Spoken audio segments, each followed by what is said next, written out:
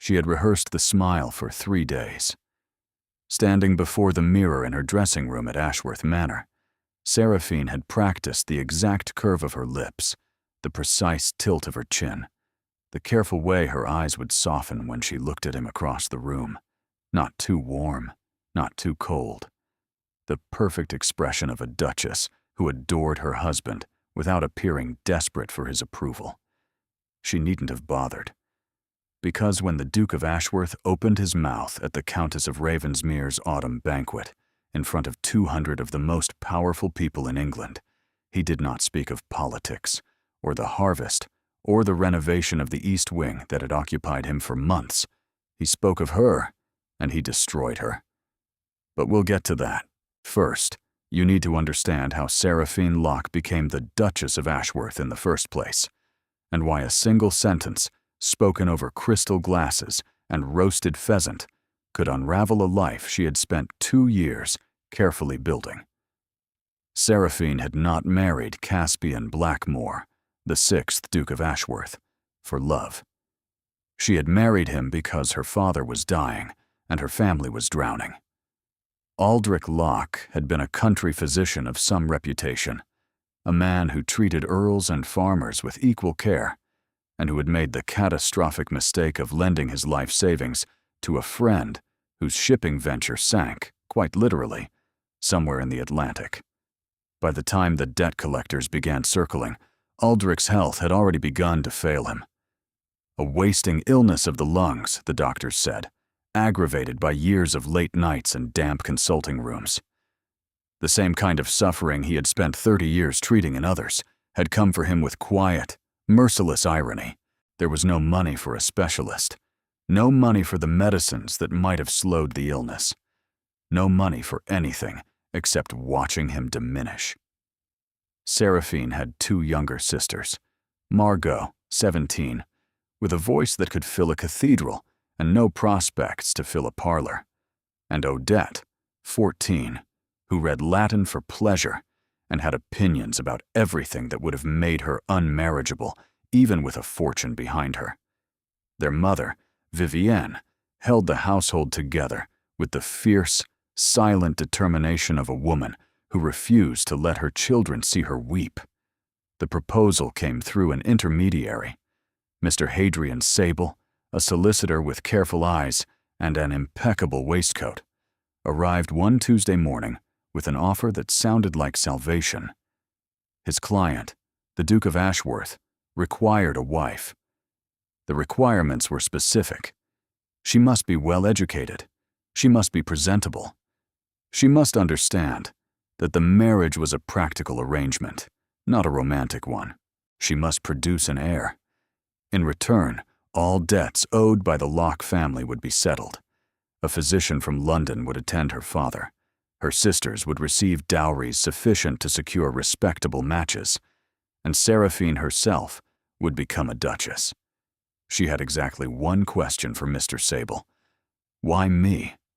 The solicitor had smiled, a careful, practiced expression. His Grace requires someone intelligent enough to manage a household of considerable complexity, and discreet enough not to interfere with his personal affairs. Personal affairs. The phrase landed like a stone in still water, sending ripples she chose not to follow. She understood what it meant. She simply decided it didn't matter. So she married him. The wedding was efficient, a Tuesday ceremony in a chapel that smelled of old wood and cold stone. Caspian stood at the altar looking like a man fulfilling a contractual obligation, which, Seraphine supposed, was exactly what he was doing. He was tall, dark-haired, and possessed of the kind of angular, severe handsomeness that made people either stare or look away. His eyes were gray, not the soft gray of morning fog, but the hard gray of flint, and when they settled on her during the vows, she felt assessed rather than admired. He kissed her once, briefly, when the vicar indicated he should. His lips were warm, but his hands stayed at his sides. Afterwards, he handed her into a carriage bound for Ashworth Manor and said precisely 4 words. "I hope you'll be comfortable. She wanted to laugh, comfortable, as if she were a guest checking into an inn, not a bride beginning a marriage. But she swallowed the impulse and replied with equal formality, "I'm certain I shall be." They rode in silence through the autumn countryside, and Seraphine watched the trees blur past the window and wondered what kind of life awaited her behind the stone walls of a duke's estate. She was about to find out, and it would be nothing like what she expected. Ashworth Manor was not merely large. It was a declaration in limestone and glass that the Blackmore family had been powerful for centuries and intended to remain so. The house sprawled across a hilltop, its west wing stretching toward formal gardens, its east wing under scaffolding from the perpetual renovations that Caspian oversaw with obsessive precision. The staff numbered 43. Seraphine learned this on her first morning, when Mrs. Halston, the housekeeper, presented herself with a leather-bound ledger and the demeanor of a woman who had been running this house long before any duchess arrived and fully intended to continue doing so. "Your Grace," Mrs. Halston said, curtsying with minimal enthusiasm, "I've prepared a summary of the household operations, the daily schedule, menus, staff rotations, and outstanding maintenance. I thought you might wish to familiarize yourself before making any changes." The words "before making any changes" carried a subtle warning. "This is my territory. Tread carefully." Seraphine took the ledger with both hands. "Thank you, Mrs. Halston. I'll review everything thoroughly before I make a single adjustment. I value what's already working." Something flickered in the housekeeper's expression. Not warmth exactly, but a fraction less hostility. "Very good, Your Grace." That first week, Seraphine did nothing. She studied. She read the ledger cover to cover. She walked every corridor, visited every room, learned the name of every servant. She ate meals alone because Caspian took his breakfast at dawn and his dinner in his study. She slept alone in the Duchess's chambers, a vast room with silk wallpaper and a bed large enough to drown in. On the 8th day, she made her first change, a small one. The scullery maid, a girl called Nell, had been carrying water up 3 flights of stairs because the pump on the 2nd floor had been broken for 6 months. Seraphine had it repaired. It cost 12 shillings and took a plumber half a day. Nell cried. Mrs. Halston said nothing, but that afternoon, she brought Seraphine tea without being asked. It was a beginning. Small, quiet, invisible to anyone who mattered. But Seraphine understood something instinctively that would serve her well and wound her deeply in equal measure. In this house, change happened in inches. Trust was earned in silence, and the man she had married was watching her from behind his study door, aware of everything, acknowledging nothing. She did not know yet that the same silence that made their household functional would eventually make it unbearable. She did not know that the words he never spoke to her in private would pale compared to the words he would speak about her in public. She did not know that in exactly 2 years, she would stand in a ballroom and hear her husband say something so devastating that she would walk out of Ashworth Manor and never look back. But she would learn. 2 years. That's how long Seraphine spent building a life inside Ashworth Manor before Caspian dismantled it with a single sentence. In those 2 years, she transformed. Not visibly, not dramatically. She didn't arrive as a country physician's daughter and emerge as a glittering society diamond. The transformation was quieter than that, and more impressive. She became indispensable. The household ran with a precision it hadn't known in a decade. Mrs. Halston, once wary, became her fiercest ally. The cook adored her because she actually tasted the food and offered opinions. The gardener respected her because she knew the Latin names of every plant in the hothouse and wasn't afraid to kneel in the dirt. The tenants trusted her because she visited them, not with the condescending charity of a duchess distributing alms, but with the practical competence of a physician's daughter who could set a broken finger and knew which herbs reduced fever. She hosted dinners that were discussed for weeks afterward, not because they were lavish, but because they were interesting. Seraphine had an instinct for seating arrangements, for placing people next to others who would challenge and delight them. She could steer a conversation away from dangerous political waters with a well-timed question about Italian opera. She could diffuse tension between rival families with a joke so subtle they didn't realize they were laughing together until it was too late. Society noticed. Invitations multiplied. The Duchess of Ashworth became someone people wanted at their table, their garden party, their weekend gathering.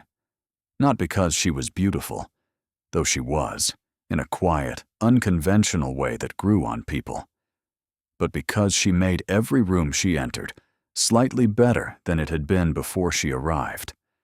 And through all of it, Caspian remained exactly as he had been on their wedding day. Correct, distant, impeccable. He fulfilled every public obligation with mechanical precision. He stood beside her at events, offered his arm, made polite introductions. He never criticized her. He never praised her. He treated her with the same courteous detachment he showed his solicitor. At night, they occupied separate rooms, connected by a door that had never once opened from his side. Seraphine told herself this was enough. She had married for her family's survival, and on that count, the arrangement was a triumph. Her father had received treatment from the finest lung specialist in London. He was still ill, but stable, comfortable, no longer suffocating in a damp cottage.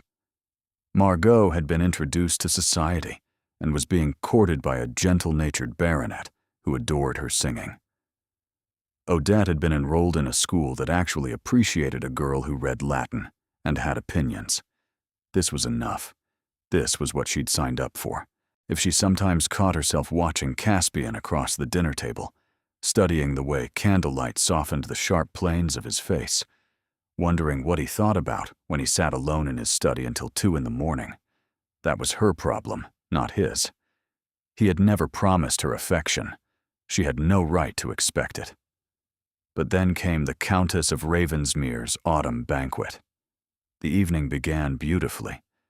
Ravensmere Hall was lit with hundreds of candles, their light multiplied by mirrors until the whole house seemed to glow from within. Seraphine wore a gown of deep burgundy silk that Madame Ferraud, the modiste in London, had declared her finest work. Her hair was swept into an arrangement that had taken Alice, her lady's maid, the better part of an hour to perfect. Caspian looked devastating in black evening wear, his cravat tied with the mathematical precision he applied to everything. He offered her his arm as they entered, and for one brief moment, as the footman announced their names and 200 heads turned toward them, Seraphine allowed herself to feel it. Pride. Belonging. The dangerous illusion that they were a real couple, not two strangers sharing a surname and a roof. Dinner was excellent. Seraphine was seated between Lord Ormond, an elderly statesman with a fondness for Shakespeare, and Mr. Percival Holt, a young parliamentarian whose nervous energy she found endearing. She kept both engaged, drawing out Lord Ormond's memories of political crises past, encouraging Mr. Holt's earnest idealism.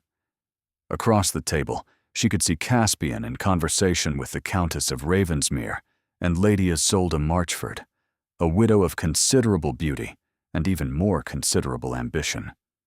Lady Isolde laughed at something Caspian said, placing her hand on his arm with an intimacy that made Seraphine's stomach tighten.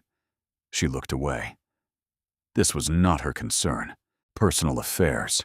She had agreed to this. After dinner, the party moved to the grand salon for drinks and conversation. It was during this migration that Lord Hartwell, a portly man with a red face and a talent for saying the wrong thing at the wrong time, raised his glass and announced loudly that Ashworth had done remarkably well for himself.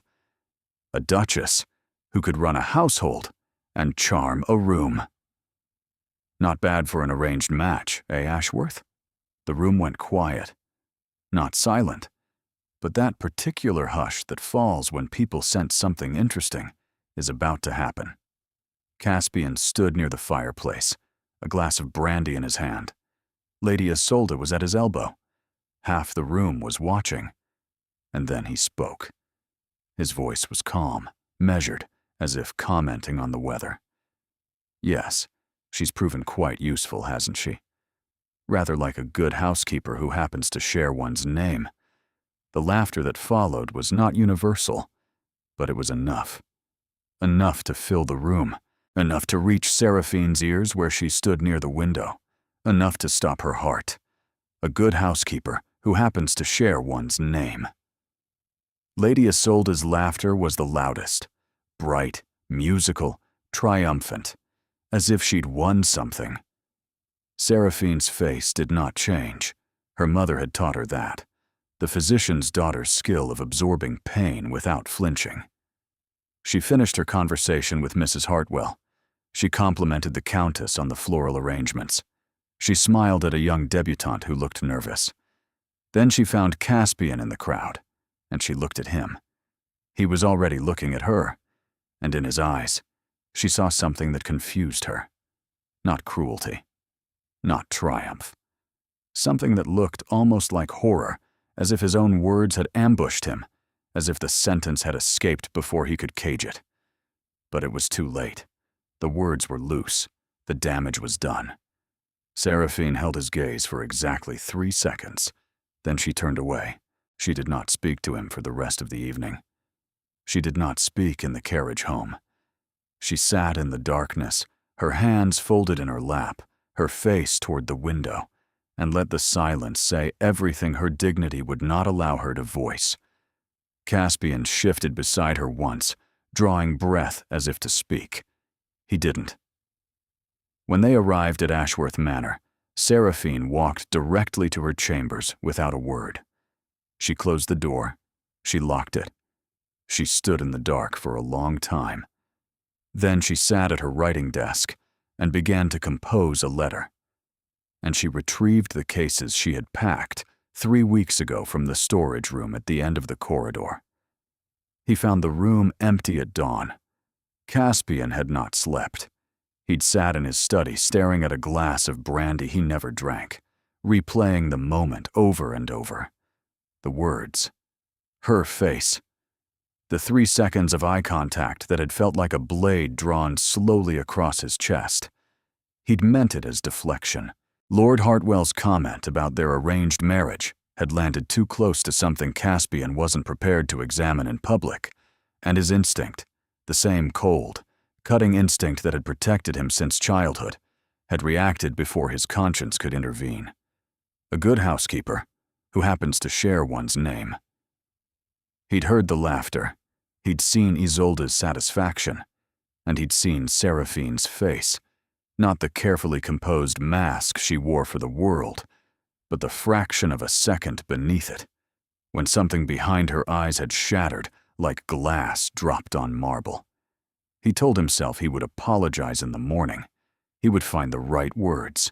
He would explain that he hadn't meant it, that it was a reflex, a shield, not a weapon. But when he walked to her chambers at first light, the door was unlocked and the room was stripped bare. Not entirely bare. The furniture remained, the bed neatly made. But everything that was hers was gone. The silver-backed hairbrush on the vanity, the books on the nightstand, the pressed wildflower tucked between the pages of a journal she thought no one knew about, the small watercolor of her family's cottage that she'd hung near the window. Gone. All of it. As if she had never existed in this room, in this house, in his life.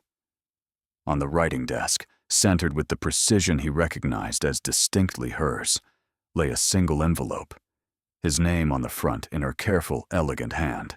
Caspian picked it up. His fingers were unsteady. He couldn't remember the last time his hands had trembled. He opened it.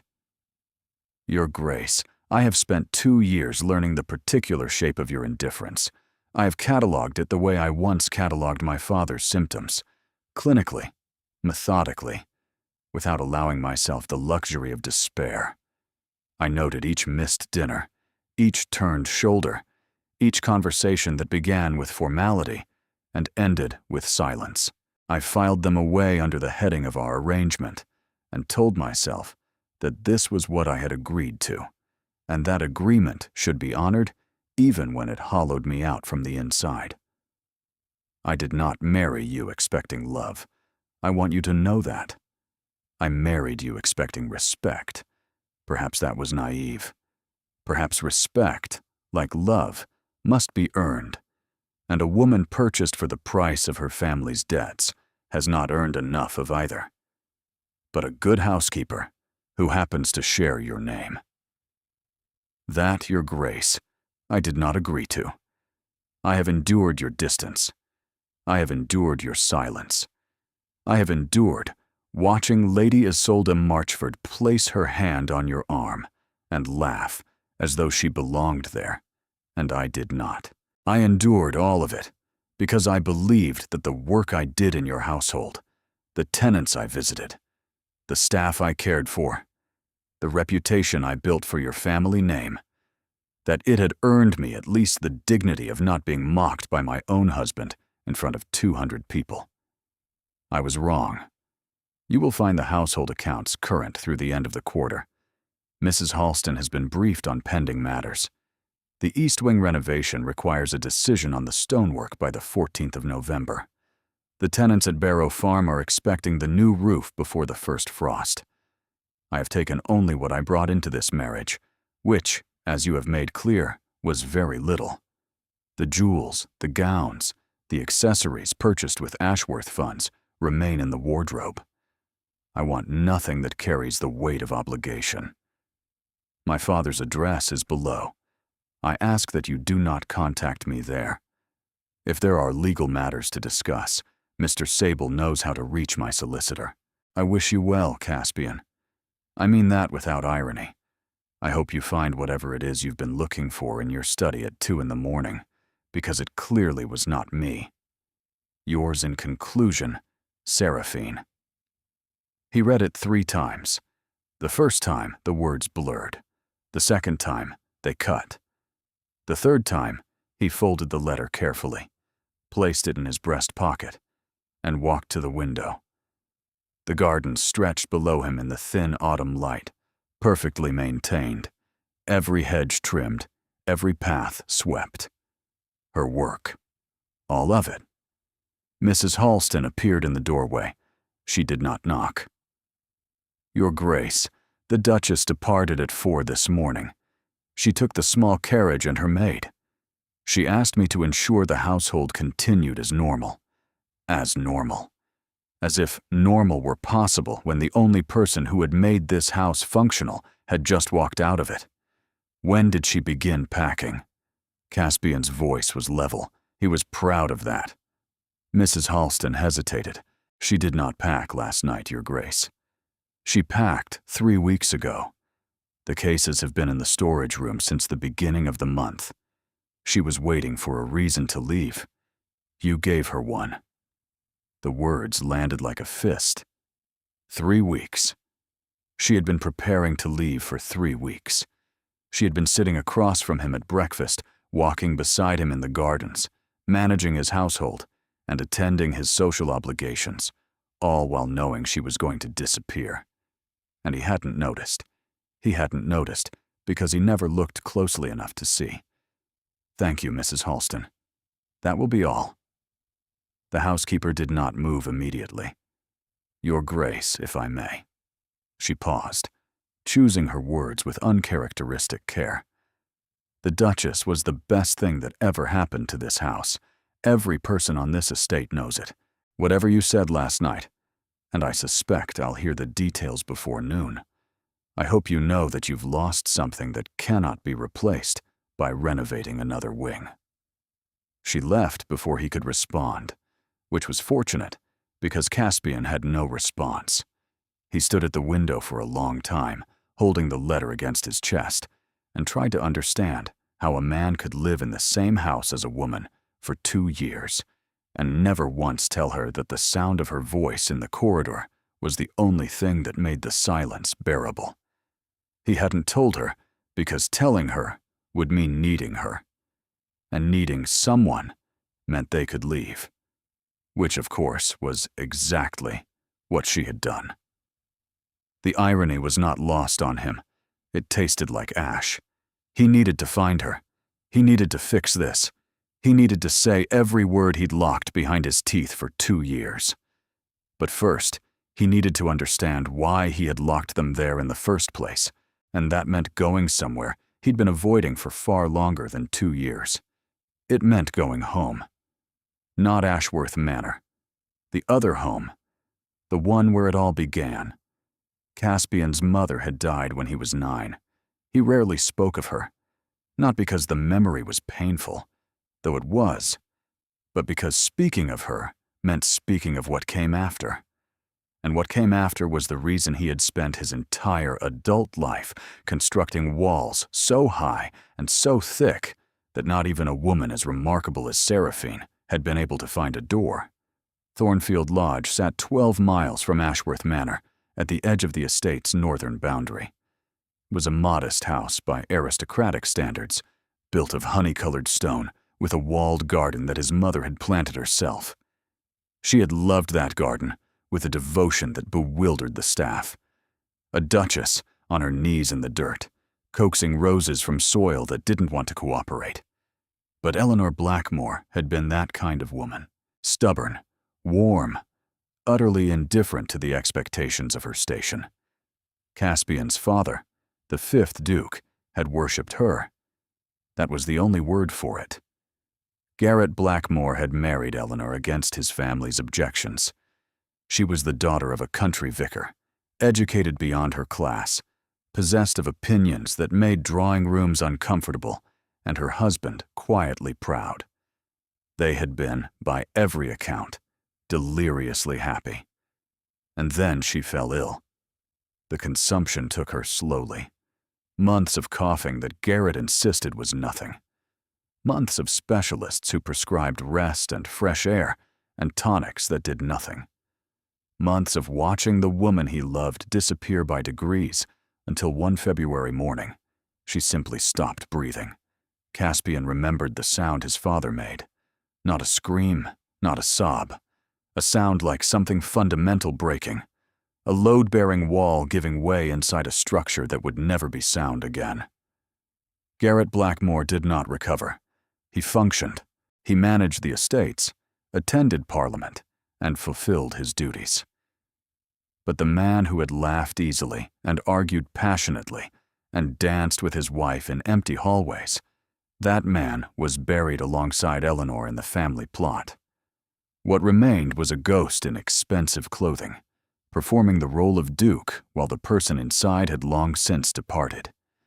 Caspian grew up watching this, watching his father move through rooms without seeing them, watching him sit in Eleanor's garden for hours, staring at roses she'd planted, speaking to someone who wasn't there, watching the servants exchange pitying glances when Garrett set a place for Eleanor at dinner, as he did every single night until his own death 14 years later. And young Caspian, brilliant and observant and desperately lonely, drew a conclusion that would shape the rest of his life. Love was a form of destruction. It was a beautiful, seductive annihilation that promised joy and delivered ruin. His father had been a capable, intelligent, powerful man, and love had reduced him to a shadow who talked to an empty chair. Caspian would not make the same mistake. He would marry for duty, produce an heir for legacy, and keep his heart locked in a vault where no one could reach it. He had been so certain of this, so absolutely rigidly certain. And then Seraphine had arrived and begun fixing water pumps and learning servants' names and filling his house with the quiet competence of someone who cared about things that actually mattered. And he had felt the vault door creak, so he'd pushed harder, built more walls, buried himself in renovations and account books and the safe, controllable world of numbers and stone. He'd kept her at arm's length, telling himself it was discipline, telling himself it was protection, telling himself that the ache he felt when he heard her laugh in the corridor was simply loneliness, and loneliness was survivable. What he could not survive, apparently, was her absence. Thornfield Lodge was cold when he arrived. No one had lived here since Garrett's death. The furniture was draped in white cloth. The room smelled of dust and disuse. And the garden, Eleanor's beloved garden, had gone wild with neglect. Caspian walked through the room slowly, pulling covers from chairs and tables, as if unwrapping memories. The parlor where his mother had read to him. The study where his father had sat after her death, staring at nothing. The small bedroom upstairs where 9-year-old Caspian had lain awake at night, listening to his father weep through walls that were too thin to contain that kind of grief. He climbed the stairs now and stood in that bedroom. The wallpaper was faded, a pattern of small blue ships that Eleanor had chosen because Caspian had loved the sea as a child. He pressed his hand flat against it and remembered. His father's voice, hoarse and broken, filtering through the wall. "I can't do this without you, Ellie. I don't know how to be in a world where you aren't." And his own voice, small and frightened, whispering into his pillow. "Then don't leave me too, Papa. Please don't leave me too." But Garrett had left. Not physically, not immediately. But the father Caspian had known, the one who carried him on his shoulders and taught him to ride, and told him stories about knights who were brave enough to love. That father had died with Eleanor. What remained was a lesson, burned into Caspian's bones like a brand. Love makes you disappear. Love makes you forget the people who need you.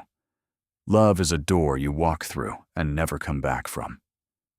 Standing in that small bedroom with its faded ships, Caspian finally understood something he had been running from for 25 years.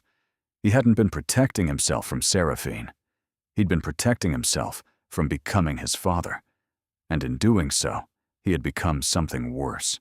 A man who had the woman his father would have given anything to have, alive and present and extraordinary, and had treated her like furniture. A good housekeeper who happens to share one's name. He sank onto the narrow bed and put his head in his hands. His mother would have been ashamed of him. His father would have been bewildered. How could a man who'd witnessed love's power firsthand choose to live without it? How could he hold that gift in his hands and call it a household convenience? He stayed at Thornfield Lodge until evening, sitting in his mother's garden among the overgrown roses, letting the cold November air strip away the layers of control he'd wrapped himself in for decades. When he finally rose, he knew two things with absolute clarity. He loved Seraphine. He had loved her since the day she fixed that water pump, and Nell had cried. And he had stood behind his study door, with his hand over his mouth, because the tenderness of it had nearly undone him, and he had no idea if she would ever let him close enough to tell her. While Caspian sat in his dead mother's garden, Seraphine was learning how to breathe in small rooms again. Her father's cottage in Maplecross was exactly as she'd left it 2 years ago, except smaller. The ceilings that had once felt normal now pressed down. The narrow staircase that she'd climbed 1,000 times as a girl now seemed barely wide enough for her shoulders. The kitchen where Vivienne prepared meals was half the size of the scullery at Ashworth Manor. Seraphine hated herself for noticing. She had promised herself she would slip back into her old life, like water returning to a familiar channel. She would help her mother. She would read to her father. She would be the daughter she had been before a solicitor knocked on their door and offered her a crown made of silence and limestone. But 2 years of living in a duke's house had changed her in ways she hadn't anticipated, not in the ways people might assume. She didn't miss the silk gowns or the jewels or the grand rooms. She missed the purpose. She missed having a household to run, tenants to visit, problems to solve. She missed the weight of responsibility that had given her days structure and meaning. She missed Mrs. Halston's dry observations. She missed Alice fussing over her hair. She missed the cook sending up scones with clotted cream when she worked through tea. She did not miss Caspian. She absolutely categorically, furiously did not miss Caspian.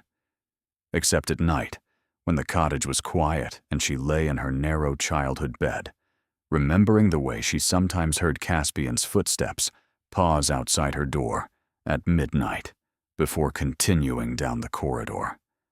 She had trained herself not to wonder what those pauses meant.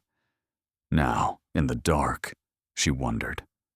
"Stop it," she told herself fiercely. "He called you a housekeeper. In front of everyone. In front of her." Lady Isolde's laughter echoed in her memory, bright and cutting. That laugh had been the worst part. Not the words themselves, but the confirmation they carried. Lady Isolde had laughed because the joke was true. Seraphine was the help. She had always been the help. The only person who hadn't understood that was Seraphine herself. On the third morning, her mother sat her down. Vivienne Locke was not a woman who wasted time on delicacy. She had survived her husband's ruin, her daughter's strategic marriage, and 3 decades of making impossible situations merely difficult. She poured tea, set a cup in front of Seraphine, and spoke. "You're not eating. You're not sleeping. You sit in the garden staring at nothing, and when Odette asks you questions, you answer in single words. So either tell me what happened, or stop pretending everything is fine, because you're frightening your sisters, and your father keeps asking if you're ill." Seraphine wrapped her hands around the tea. "I told you what happened. The arrangement concluded. I came home. Arrangements conclude with paperwork, not with a daughter arriving at 4 in the morning with red eyes and a single trunk." Vivienne's gaze was steady. What did he do? The question cracked something open. Seraphine hadn't told anyone the specific words. She'd kept them locked inside, the way she kept everything locked inside, because admitting they'd hurt would mean admitting she'd cared, and caring had never been part of the contract. But this was her mother, and she was so tired of locking things away. She told her, all of it. Not just the banquet, but the 2 years that preceded it. The silence, the distance, the connecting door that never opened. Lady Isolde's hand on his arm, the careful way Caspian avoided being alone with her, as if her proximity were a threat. The nights she'd lain awake, composing conversations they would never have. The 3 weeks she'd spent packing in secret, testing her own resolve, hoping each morning that he would do something, say something, anything, that would give her a reason to unpack. He never did. So when he gave her a reason to leave instead, she took it. Vivienne listened without interruption, her expression shifting from anger to sorrow to something more complicated. "Do you love him?" she asked when Seraphine had finished. "It doesn't matter. That's not what I asked." Seraphine set down her tea. The cup rattled against the saucer. "Yes. Heaven help me, yes. I love a man who thinks of me as staff. I love a man who can't even look at me without flinching.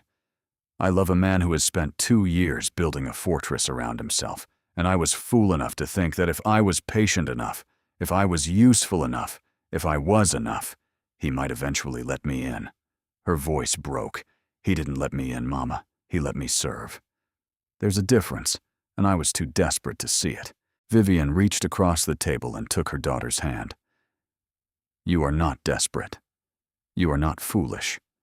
You are a woman who loved honestly in a situation designed to prevent exactly that. There's no shame in it. There's no future in it either." "Perhaps not," Vivienne conceded. "But perhaps this isn't finished yet." Seraphine shook her head. "It is. I left him a letter. I made it clear." "Letters," Vivienne said mildly, "are the beginning of conversations, not the end of them."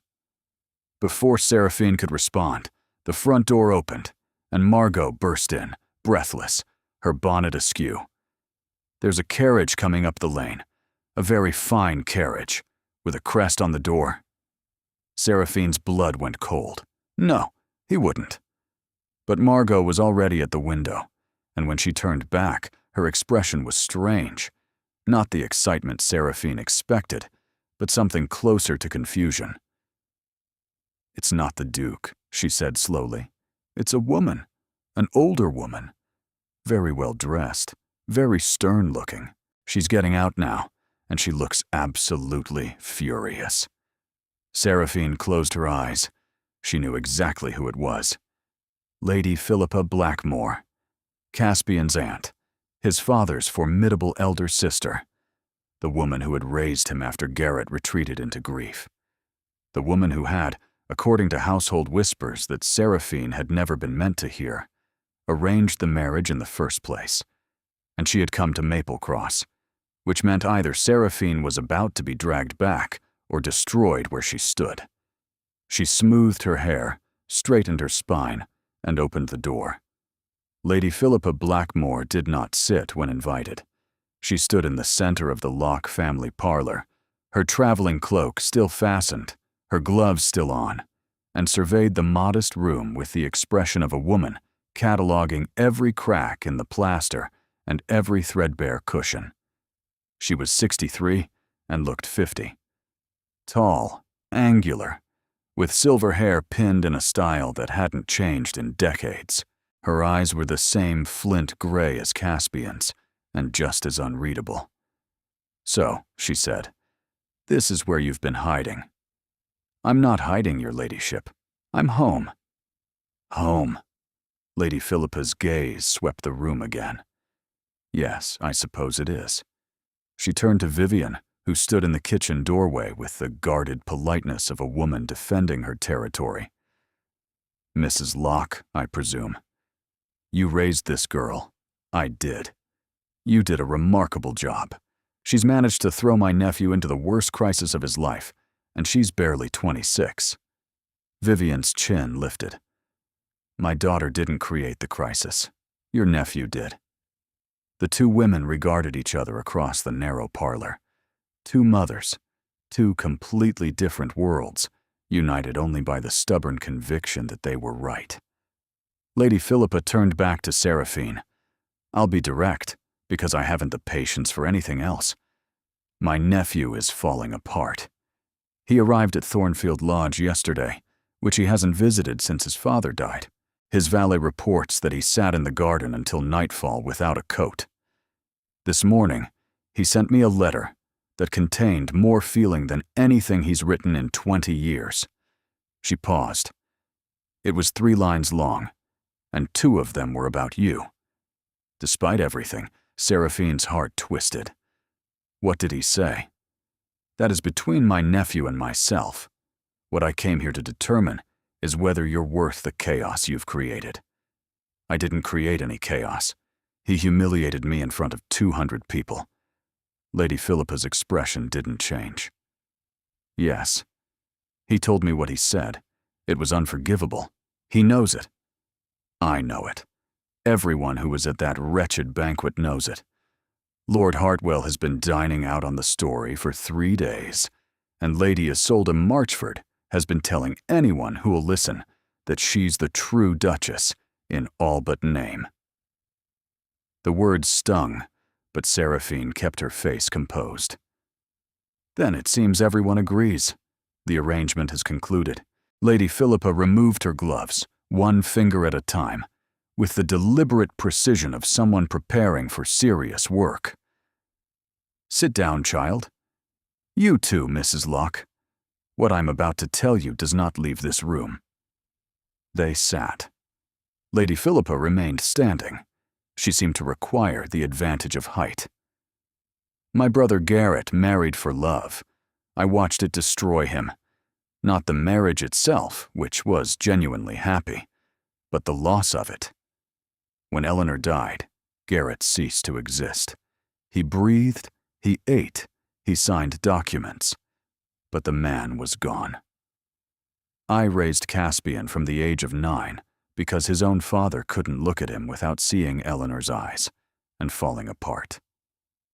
Seraphine's throat tightened. She had known the broad strokes of this story, but not these details, not the rawness of them. "I swore I would protect that boy from the same fate," Lady Philippa continued. "I taught him control. I taught him discipline. I taught him that duty was more reliable than love, and that a man who governed his emotions governed his world." She paused, and for the first time, something cracked in her composure. "I taught him too well. I turned him into a man so frightened of feeling that he married a remarkable woman and spent 2 years pretending she didn't matter, because acknowledging that she mattered meant admitting that losing her would break him." The parlor was very quiet. Vivienne's hand found Seraphine's under the table. "I didn't come here to ask you to forgive him," Lady Philippa said. "What he said was cruel, and you are well within your rights to never speak to him again. I came here because I owe you the truth. The marriage was my arrangement. I selected you specifically, not because you were suitable or convenient, but because you were exactly the kind of woman who might, given enough time, crack through the walls I built around him. I chose you because I saw the damage I'd done, and I was trying to undo it without admitting I'd done it in the first place." Seraphine stared at her. "You chose me to fix him? I chose you because I thought you might reach him. I didn't anticipate that he would be too much of a coward to let you try." Coward. The word hung in the air, sharp and precise. Lady Philippa moved to the window, her back to the room. "He's not a cruel man, Seraphine. He's a frightened one." That comment at the banquet, that hateful, stupid comment, it wasn't contempt. It was terror. Lord Hartwell named the truth of your marriage in public, and Caspian panicked because the truth had stopped being safe. The truth was that he doesn't think of you as a housekeeper. He thinks of you constantly. He thinks of you when he hears your footsteps in the hallway. He thinks of you when he sits in his study at midnight, listening for the sound of your breathing through the wall. He thinks of you the way his father thought of his mother, and it terrifies him beyond reason." Tears slid down Seraphine's cheeks. She didn't wipe them away. So, Lady Philippa turned from the window, her own eyes suspiciously bright. "The question is not whether he loves you. He does. Desperately, stupidly, with all the clumsy intensity of a man who has never allowed himself to love before. The question is whether that matters to you more than what he said. Whether you can live with a man who will spend the rest of his life learning how to show what he feels, and who will get it wrong, possibly often, possibly painfully, but who will never stop trying if you give him the chance." The room waited. Seraphine thought of the connecting door that had never opened. She thought of his footsteps pausing outside her room at midnight. She thought of the letter she'd left, precise and devastating, and wondered if she had been as cruel in her departure as he had been in his words. She thought of Nell crying over a repaired water pump, and Mrs. Halston bringing tea, and the way Caspian had stood behind his study door on that first day, watching, noticing, and saying nothing. Saying nothing. That was the heart of it. He had been saying nothing for 2 years, and she had been hearing nothing for 2 years, and they had both been drowning in the silence between what was felt and what was spoken. "Where is he now?" she asked. "Still at Thornfield Lodge, as far as I know. Sitting in his mother's garden, communing with roses." Seraphine stood. Her mother squeezed her hand once and let go. "I'm not going to him," Seraphine said, and watched Lady Philippa's face fall. "Not yet. Not like this. If he wants to fix what he broke, he comes to me. He stands in this parlor, in front of my family, and he says what he should have said 2 years ago. Not through solicitors, not through letters, not through you. Him. To me. In person." Lady Philippa studied her for a long moment. Then, slowly, a smile broke across her severe face. The first real smile Seraphine had ever seen from her. "Good girl," she said softly. Make him earn it. She pulled her gloves back on, nodded once to Vivienne, and swept toward the door. At the threshold, she paused without turning. He'll come. Give him 3 days to find his courage. He's slower than he should be, but he gets there eventually. The door closed behind her. The carriage wheels crunched on the gravel, and Seraphine sank back into her chair, shaking from head to toe, and tried to decide whether what she felt was hope or the cruelest form of its absence. 3 days, Lady Philippa had said. Seraphine wasn't sure she could survive the waiting. He didn't come on the first day. Lady Philippa's carriage had barely disappeared before Seraphine began the quiet, excruciating work of pretending she wasn't counting hours. She helped Vivienne with the washing. She read to her father from a history of Roman aqueducts that he loved and she tolerated. She played cards with Odette, who was home from school for the weekend and who watched her eldest sister with the shrewd, unblinking assessment of a 16-year-old who missed nothing. You keep looking at the window, Odette observed, rearranging her hand. Are you expecting someone? No. Liar. Odette. You have the same expression Father gets when he's waiting for the post, hopeful and terrified at the same time. It's very transparent. Seraphine set down her cards. When did you become so observant? I've always been observant. You've just never been this interesting. That evening, Margot arrived from the village, where she'd been visiting her baronet's family. She brought bread and gossip in equal measure, and within 10 minutes of entering the cottage, she had assessed the situation with the instinct of a born romantic. He's coming, isn't he? The Duke. That's why you're wearing your good dress on a Tuesday. I am not wearing my good dress. You're wearing the blue one with the pin tucks. You iron that dress for church and emergencies. Which is this? Seraphine retreated to the garden, where at least the vegetables couldn't interrogate her. He didn't come on the second day either. This was worse. The first day could be explained by logistics, travel time, preparation, and the simple mechanics of getting from Thornfield Lodge to Maplecross. But the second day meant something else. It meant hesitation. It meant he was weighing options, calculating risks, retreating into the safe, controllable world of strategy and analysis. Or it meant he wasn't coming at all. Seraphine spent the morning in the village, purchasing thread for her mother and a new Latin grammar for Odette. The butcher's wife asked careful questions. The vicar's daughter asked less careful ones. Old Mrs. Penworth simply patted her hand and said, Men are fools, dear, even the titled ones, especially the titled ones. By afternoon, the calm she'd been performing began to fracture. She found herself standing in the back garden, staring at her mother's herb bed without seeing it, replaying Lady Philippa's words on a loop. He thinks of you the way his father thought of his mother, and it terrifies him beyond reason. But terror was not the same as action. Caspian had been terrified for 2 years. Terror had made him set a place at the table for her every evening, present and correct and completely hollow. Terror had made him pause outside her door at midnight and then walk away.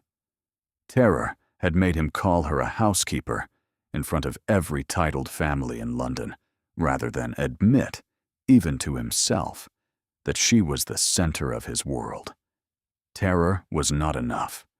She needed him to be brave. And she was beginning to wonder if bravery was something he possessed.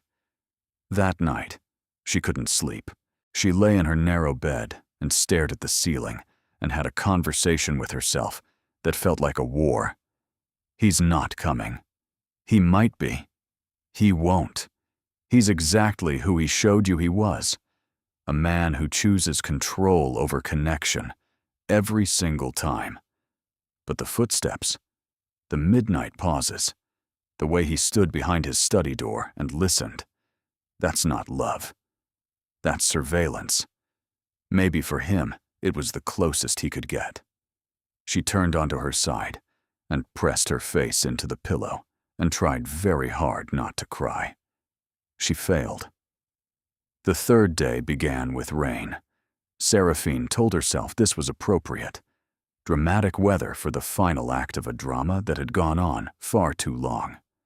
She dressed in her ordinary gray wool, refusing to reach for the blue pin-tucked dress that Margot had noticed. If he came, he would see her as she was. Not the Duchess. Not the woman in burgundy silk who charmed earls and navigated society.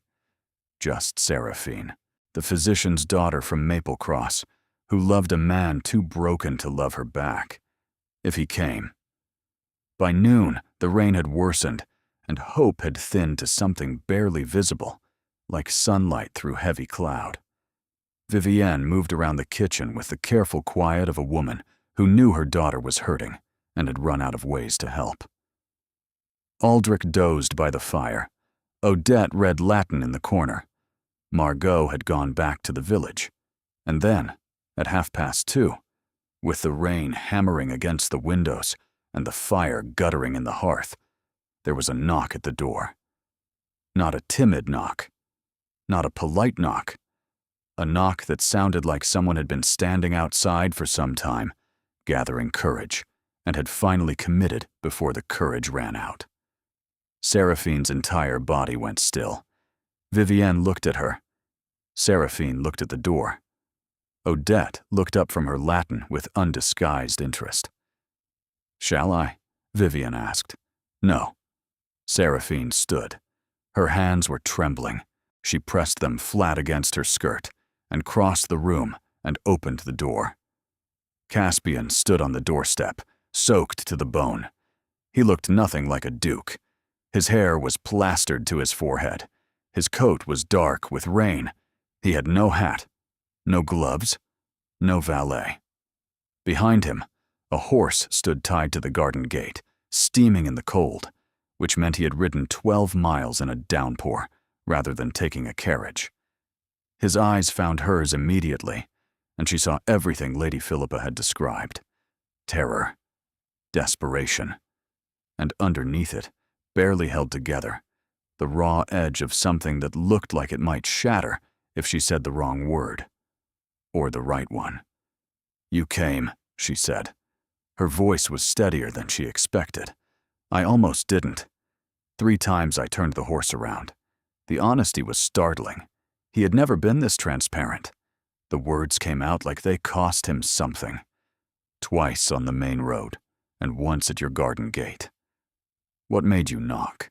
The alternative was riding back to an empty house and spending the rest of my life knowing I was too much of a coward to stand on your doorstep and tell you the truth." Behind her, Seraphine heard Vivienne quietly gather Odette and retreat to the kitchen. The door clicked shut. They were alone in the narrow hallway, close enough that she could smell rain and horse and the cedar scent that had clung to his coats for as long as she'd known him. "You're soaking wet," she said, because someone had to say something practical before the air between them combusted. "Yes." "You should come inside." "Should I? I'm not having this conversation on the doorstep. The neighbors are already talking. If Mrs. Penworth sees a duke dripping on my front step, I'll never hear the end of it." Something flickered across his face, not quite a smile, the ghost of one, haunting features that had forgotten how to wear it. She stepped aside. He entered. He stood in the small parlor and looked around, and she watched him take in the modest furniture, the patched curtains, the worn rug before the fireplace. The world she came from, the world he had pulled her out of, and the world she had returned to when his world became unbearable. He did not comment on any of it. Instead, he reached into his coat and withdrew something. A letter. Not hers. A different one, older, the paper yellowed at the edges. "Before I say what I came to say, I need you to understand something. I found this at Thornfield Lodge, in my mother's writing desk. It's addressed to my father, but it was never sent." He held it out. Seraphine took it. The handwriting was elegant and slightly shaky, the script of someone writing through illness. "My dearest Garrett," she read aloud, her voice barely above a whisper. "I know what is coming. I can feel it in my bones, in the spaces between breaths that grow wider each day. And I know what you will do when I am gone. You will retreat. You will close every door I opened in you. You will sit in my garden and talk to my roses, and forget that there is a boy upstairs who needs his father more than he needs his grief." Seraphine's throat constricted. She looked at Caspian. His jaw was clenched, his eyes bright. "Don't do this to him, Garrett," she continued. "Don't teach him that love is something to survive rather than something to live for. Don't let my death become his lesson that caring is dangerous. He has your heart, your enormous, reckless, beautiful heart. And if you lock it away in grief, he will learn to lock his away in fear. And that would be the cruelest thing either of us ever did to him." She couldn't continue. The words blurred. "He never read it," Caspian said quietly. "It was tucked inside the desk. She must have written it near the end, when she was too weak to post it. He never found it. And you did. 3 days ago, sitting in her garden. 25 years too late." Seraphine pressed the letter to her chest. The weight of it, the voice of a mother reaching across death to prevent exactly the damage that had already been done, was almost more than she could bear. "She wrote your life," Seraphine whispered. "She predicted exactly what would happen, and it happened anyway. Because he never read it. And because Aunt Philippa did exactly what my mother feared. She taught me to govern what I felt instead of feeling it." He took a breath that sounded ragged. "And I learned. Heaven help me. I learned so well that I married the most extraordinary woman I've ever known, and spent 2 years treating her like a line item in a household ledger. Caspian, let me finish, please. I've been rehearsing this for 3 days, and if I stop, I may never start again." She nodded. She couldn't speak anyway. He stepped closer. Rain dripped from his coat onto the worn rug. His hands hung at his sides, and she could see them shaking. "What I said at the banquet was the worst thing I've ever done. Not because it was cruel, though it was. Because it was a lie. You are not my housekeeper, Seraphine. You are the reason I wake up in the morning.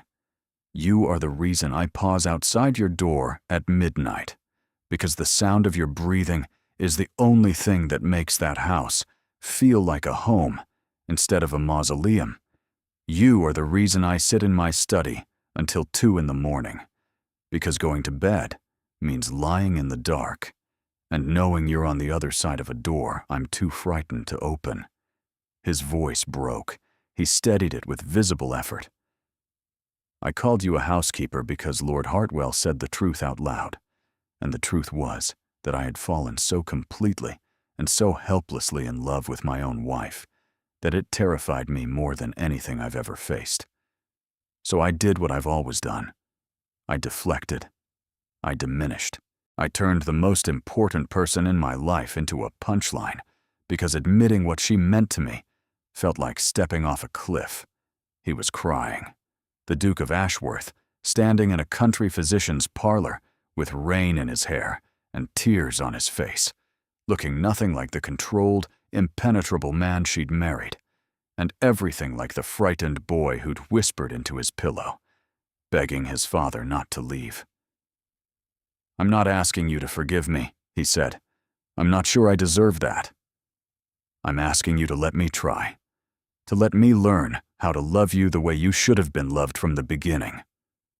I will get it wrong. I will stumble and retreat, and probably say something stupid at another dinner party because I am, apparently, catastrophically bad at being human. But I will never stop trying, Seraphine. I will never stop trying to be the man you deserve, because you are the only person who has ever made me want to be one." The room was very quiet, rain against the windows, the fire crackling in the kitchen. the distant sound of Odette turning a page, pretending she wasn't listening through the wall. Seraphine looked at the man in front of her, broken open, terrified, more honest than he'd been in his entire life. And she thought of his mother's letter. Don't teach him that love is something to survive rather than something to live for. She didn't answer immediately. This was deliberate, not because she wanted him to suffer, though a small, wounded part of her did, but because she needed the words to be right. She had spent 2 years choosing words carefully in his house, diplomatic words, functional words, and the polished currency of a woman navigating a world that hadn't invited her. She was done with careful words. You want to know what the worst part was, she said, finally. It wasn't what you said. It wasn't the laughter or Lady Isolde's face, or the way the entire room looked at me like I'd just been stripped naked. The worst part was that I wasn't surprised.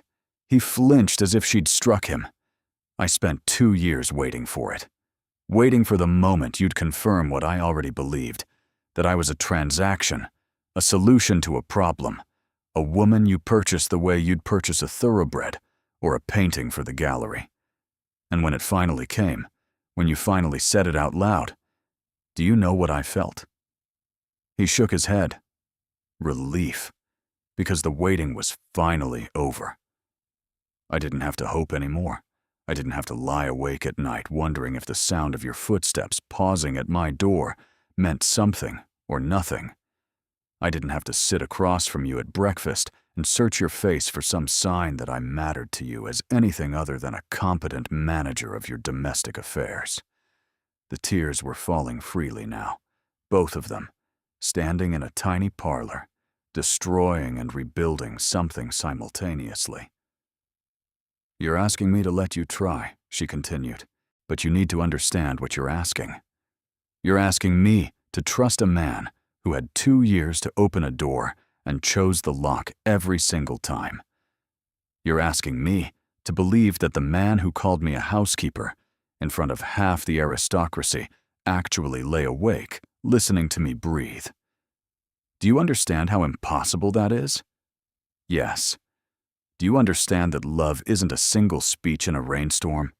That it's tomorrow and the day after and every day where you choose to be present instead of hiding behind your ledgers and your renovations and your perfectly controlled silence? Yes. Do you understand that if I come back, I'm not coming back as your arrangement? I'm not coming back as a line item or a household convenience or a woman who exists on the other side of a closed door. If I come back, you open that door. Every night. You eat breakfast with me. You tell me about your day. You argue with me when I'm wrong and admit it when you are. You let me see you. Actually. See you. Not the Duke. Not the performance. But the man who cried in a child's bedroom because his father couldn't stop grieving long enough to raise him. His breathing was ragged. Every word she spoke landed on the raw, exposed surface of everything he'd hidden for 25 years. And she could see it hurting, and she couldn't stop, because this was the only way through. And one more thing. Anything. Lady Isolde Marchford. Whatever that is, whatever it has been, it ends. Not discreetly, not gradually. It ends today, publicly and permanently. Because I will not share you, Caspian. Not with her. Not with anyone. If you choose me completely, or you don't choose me at all. He crossed the distance between them in 2 strides. His hands cupped her face, wet and cold from the rain, trembling with something she had never seen in him before. Unguarded. Total vulnerability. There is nothing to end. There has never been anything with Isolde. She pursued me because I was distant, and distance looked like mystery. I let her proximity continue because it kept other women away, and because I was too much of a coward to admit that the only woman I wanted was already in my house, sleeping behind a door I was too terrified to open. Seraphine's hands came up to grip his wrists. She could feel his pulse hammering beneath her fingers. Then prove it. How? Come to dinner tomorrow night. Sit at my family's table. Meet my father, who will ask you about Roman aqueducts. Eat my mother's cooking, which is excellent but will not be served on porcelain. Let Odette interrogate you, because she will. Let Margot decide if you're worthy, because she thinks that's her job. Be a person, Caspian. Not a duke. Not a title. A man having dinner with the family of the woman he loves. He was silent for a long moment. Then he pressed his forehead against hers. And when he spoke, his voice was barely a whisper. What time? 7 o'clock. Don't bring wine. Mother prefers cider. And for goodness sake, wear something that hasn't been rained on. The sound he made was somewhere between a laugh and a sob. It was the most human sound she'd ever heard from him. 7 o'clock, he repeated. I'll be here. She pulled back, just far enough to see his face. The mask was gone. The walls were down. For the first time in 2 years, she was looking at Caspian Blackmore, not the Duke of Ashworth. Just the man. Frightened and flawed, and so desperate to be loved that he'd ridden 12 miles through a rainstorm to stand in a parlor and beg. Now go home, she said gently. You're making a puddle on my mother's rug, and she'll never forgive either of us. He kissed her forehead, softly, as if she were something sacred that he'd only just realized he'd been allowed to touch. Then he turned and walked out into the rain. Seraphine stood at the window and watched him mount his horse and ride away through the downpour. Behind her, the kitchen door opened. Odette's voice, perfectly calm. He seems adequate. Vivienne's voice, slightly less calm. You're going to need more cider. He arrived at 6:45, 15 minutes early, which Seraphine later learned was because he'd been sitting on his horse at the end of the lane since 6 o'clock, arguing with himself about whether to go in or ride the other direction. He wore a simple dark coat, no cravat pin, no signet ring, nothing that announced his rank.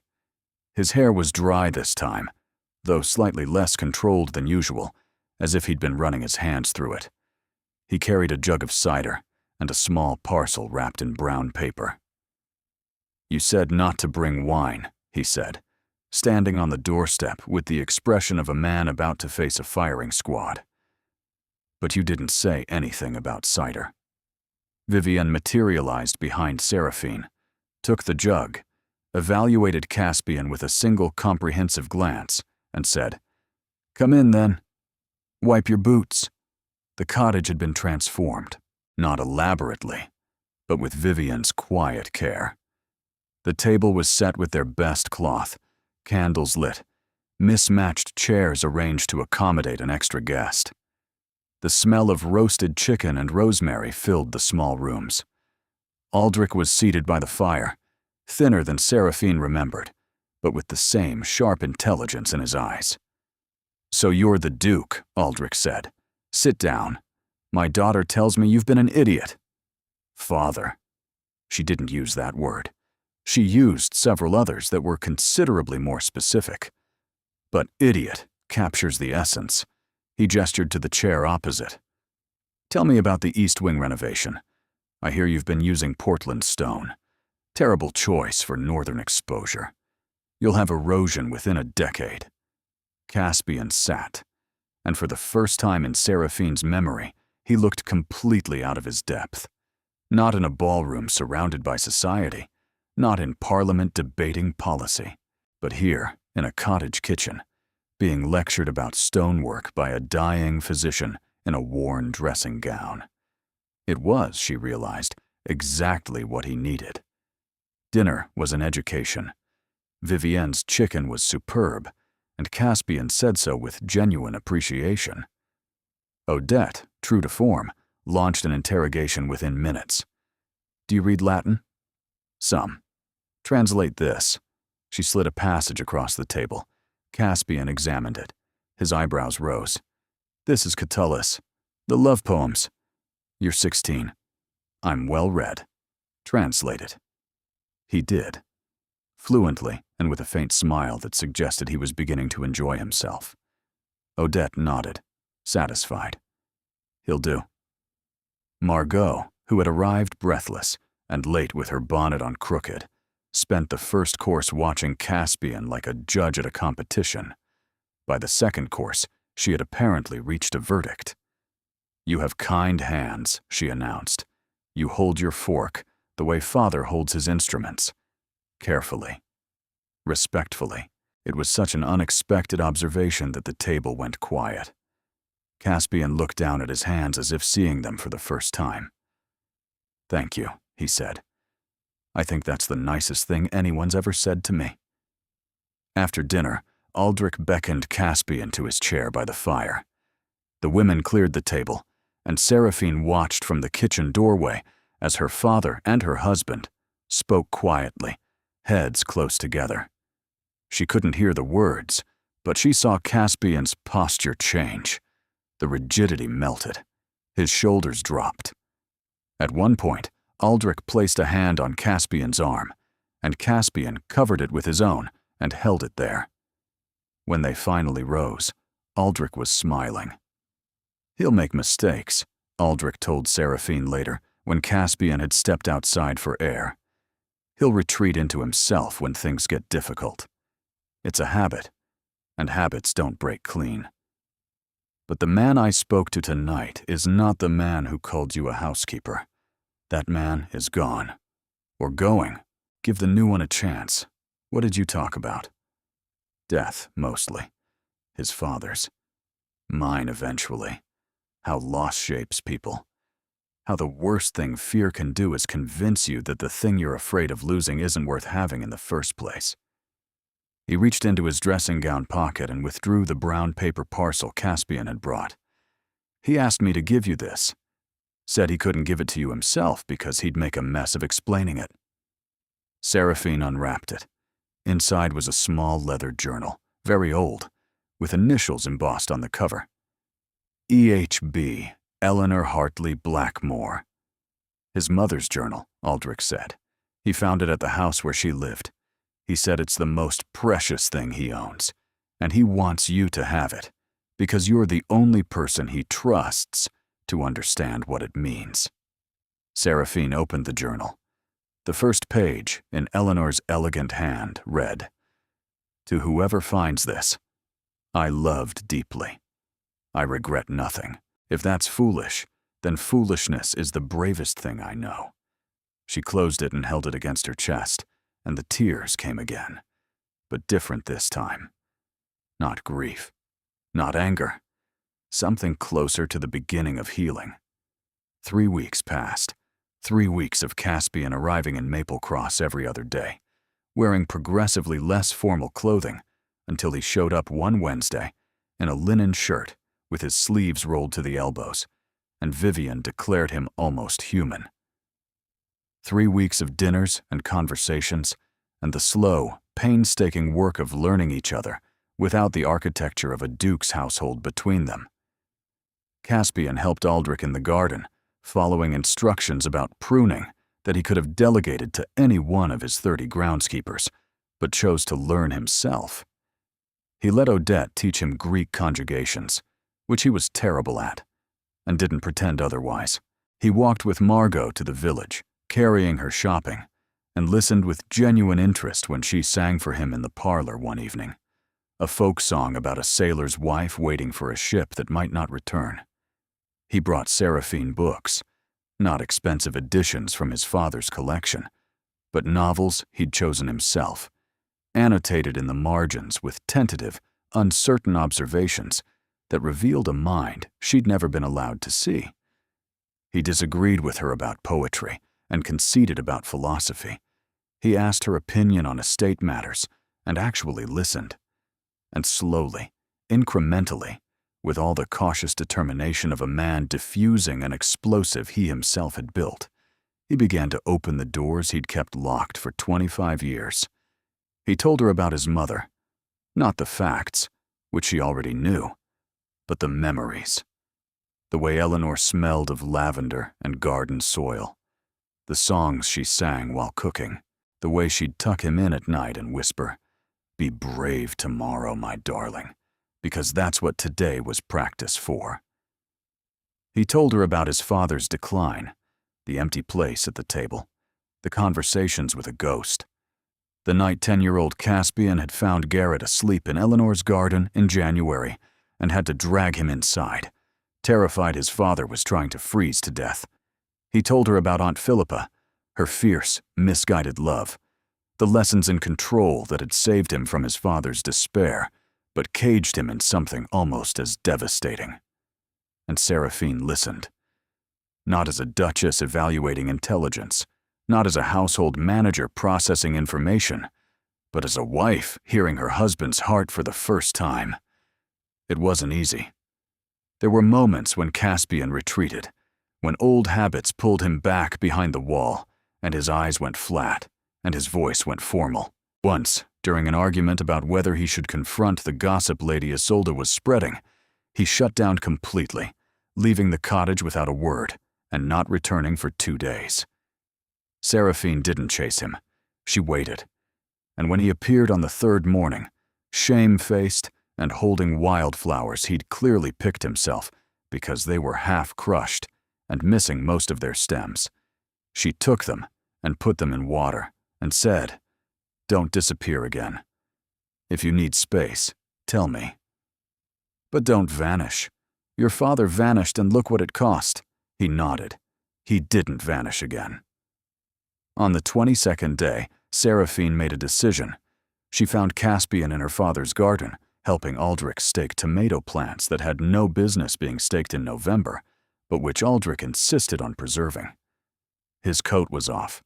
There was dirt on his hands. He was arguing companionably with her father about irrigation methods, and when he saw her approaching, he smiled.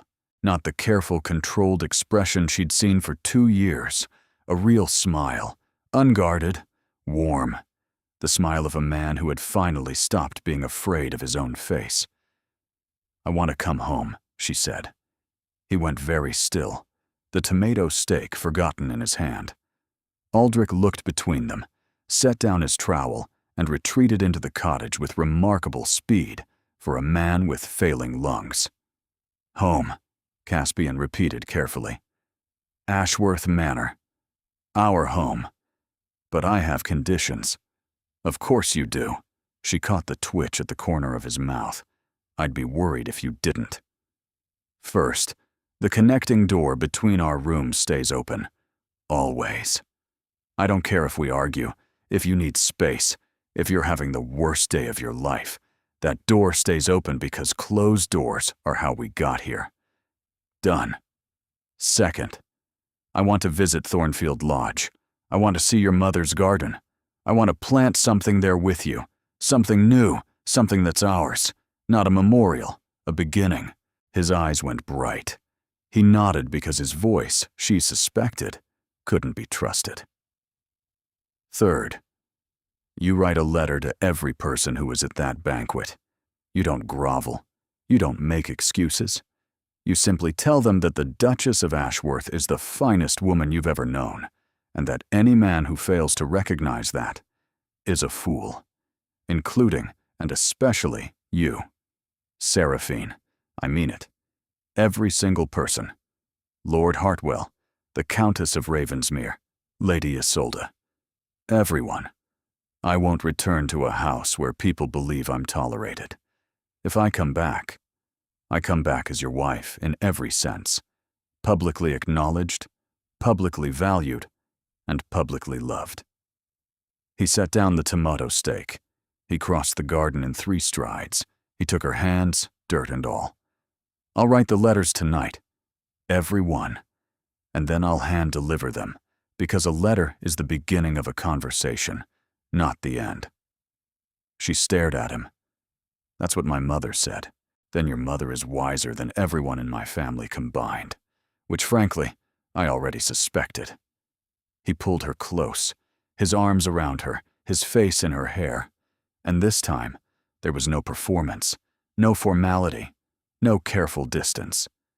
Just two people holding each other in a vegetable garden while a dying physician watched from the kitchen window and wept quietly into his handkerchief. "I love you," Caspian murmured against her hair. "I love you, and I'm sorry, and I will spend the rest of my life making sure you never doubt either of those things again." She pulled back and looked at him, the boy with the wallpaper ships, the man who'd ridden through a rainstorm, the duke who'd gotten dirt on his hands and argued about tomatoes with a country physician. She kissed him, properly, the way she'd wanted to for 2 years and had never once allowed herself to imagine. His hands tightened on her back. She felt him shake. She felt herself shake. And she didn't care that the neighbors could probably see, or that Odette was undoubtedly watching from an upstairs window with a running commentary, or that Margot would arrive within the hour and demand a full report. "Take me home," she whispered. They returned to Ashworth Manor on a Thursday. The staff lined the entrance hall, which Seraphine later learned was Mrs. Halston's doing. The housekeeper had received word of their arrival and had organized a welcome with the precision of a military campaign. Every servant, from the butler to the boot boy, stood in formation. The silver was polished. The fires were lit. The Duchess's chambers, where Seraphine had spent her first lonely nights, had been reorganized. Her belongings moved into the master suite alongside Caspian's. The connecting door between them had been removed from its hinges entirely. Mrs. Halston met them at the door. She curtsied to Caspian, then turned to Seraphine, and the iron composure that had governed her face for decades cracked just enough to reveal something raw and true.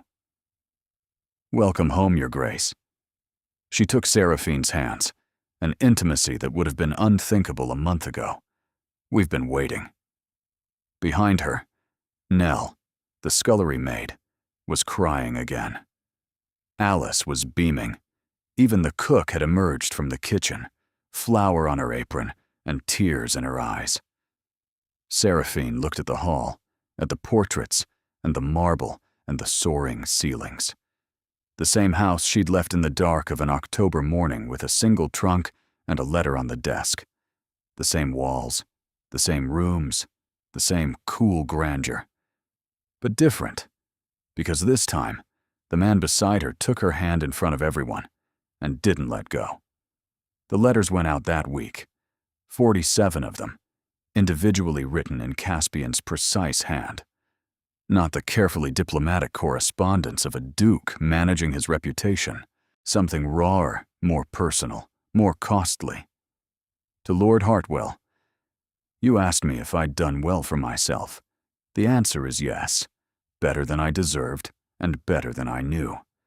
My wife is not merely a credit to my household. She is the heart of it, and I was a fool to suggest otherwise.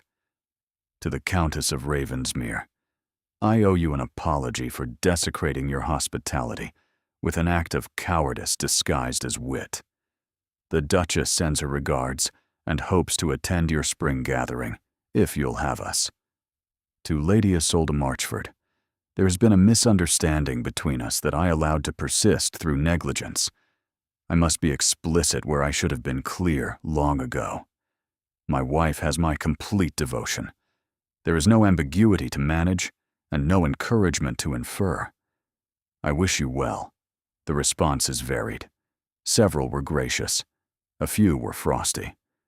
Lord Hartwell sent a case of wine with a note that read, "About time, you impossible man."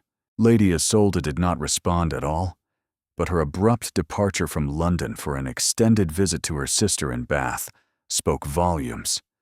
Society, which had feasted on the scandal, found itself confronted with something unexpected.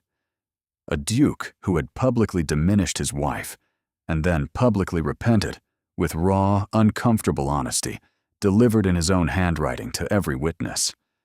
Old Mrs. Penworth, hearing about it through the village chain of gossip, declared it the finest thing a man had done since her own husband apologized for overcooking the Christmas goose in 1792. They planted the garden at Thornfield Lodge in early December.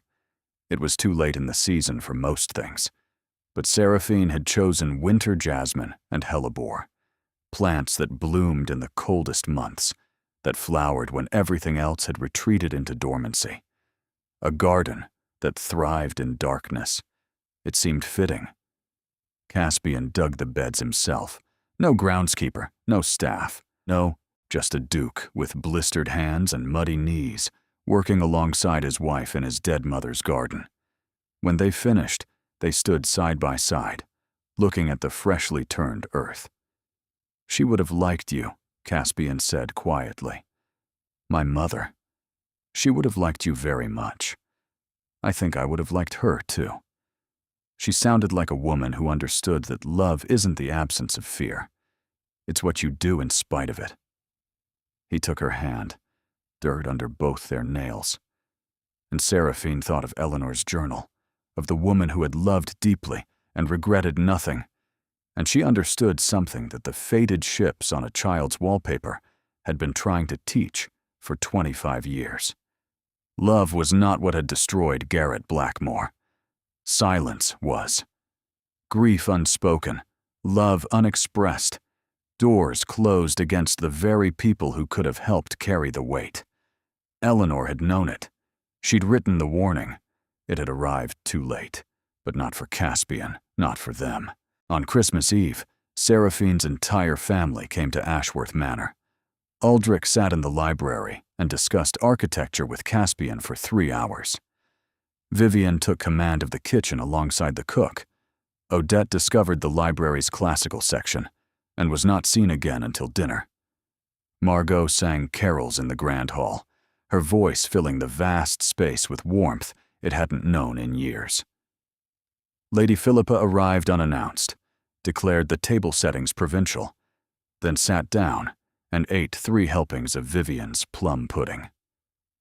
At midnight, after the family had retired, Caspian and Seraphine stood in the corridor between their rooms. The door was gone. The opening between their lives was just that. An opening. Unobstructed. Permanent. He reached into his pocket and withdrew a small object. A brass door hinge, old and slightly tarnished. "I kept it," he said, "from when Mrs. Halston had the door removed. She wanted to throw it away. I asked her to save it. Why? Because I never want to forget what a closed door costs." He placed it in her palm. She closed her fingers around it, feeling the cold metal warm against her skin. Caspian.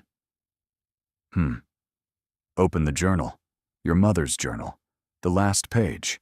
He looked at her quizzically, but retrieved the journal from the bedside table. She had placed a ribbon at the final entry. He opened it and read aloud. "If my boy finds someone who makes his world larger instead of smaller, who opens doors instead of closing them, who plants gardens in winter because she believes that even the coldest season holds the promise of bloom, then everything, the pain, the love, the brevity of it all, will have been worth it. Be brave, my darling." That's what today practice was for. His voice failed on the last line. Seraphine took the journal gently from his hands and set it aside. She cupped his face, this complicated, broken, rebuilding man, and kissed him with all the patience and fury and tenderness of 2 years of silence, finally, blessedly, broken. "This is what she chose," Seraphine whispered. "Not the grief, not the fear. This. Us. Right now." And Caspian, the Duke of Ashworth, who had spent his entire life protecting himself from exactly this moment, let go of the last wall and wept in his wife's arms on Christmas Eve, in a doorway that would never close again. Years later, visitors to Ashworth Manor would notice 2 things. First, that there were no doors between the Duke's chambers and the Duchess's, just an open archway, wide and unobstructed, through which light and conversation and laughter passed freely. And second, that in the entrance hall, mounted in a small glass case beside the family portraits, was an old brass door hinge. Polished now, almost beautiful in its simplicity. Beneath it, a small brass plate. engraved with 2 words in the Duchess's handwriting. Never again. Thank you for being here.